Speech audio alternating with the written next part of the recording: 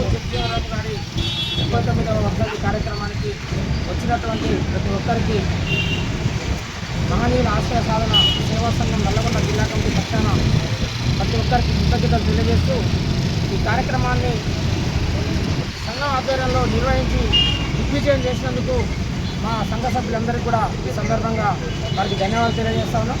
ఇదే విధంగా నల్లగొండ నియోజకవర్గంలో ప్రతి మాదిగ బిడ్డ దగ్గరికి పోయి వాళ్ళకు ఉన్నటువంటి సాధక పథకాల్లో పాల్పంచుకోవడానికి మేమందరం ముందుకు పోతాం.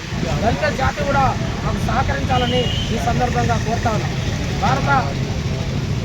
భారత ఉప ప్రధాని బాబు జగజీవనరామ్ గారు ఈ భారతదేశంలో స్వాతంత్రంతో పాటు స్వాతంత్ర అనంతరం వచ్చినటువంటి భారత ప్రభుత్వంలో అతి చిన్న వయసు చెందినటువంటి వ్యక్తి మరి క్యాబినెట్ మంత్రిగా ఉండి ఈ భారతదేశంలో దళితులకు వ్యవసాయ రంగంలో కానీ అదేవిధంగా రక్షణ రంగంలో కానీ అదేవిధంగా కార్మిక శాఖ విభాగంలో దళితులకు ఏ రకమైనటువంటి సహాయ సహకారాలు దళితుల అభివృద్ధికి ఏం చేయాలనో చేసి నిరూపించినటువంటి మరి అభివృద్ధి ప్రదాతగా ఈ భారతదేశం కొనియాడుతూ ఉన్నది.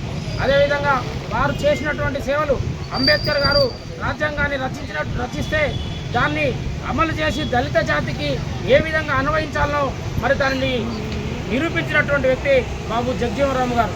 వారి యొక్క ఆశయాన్ని మేమందరం కూడా ముందుకు తీసుకెళ్తాం.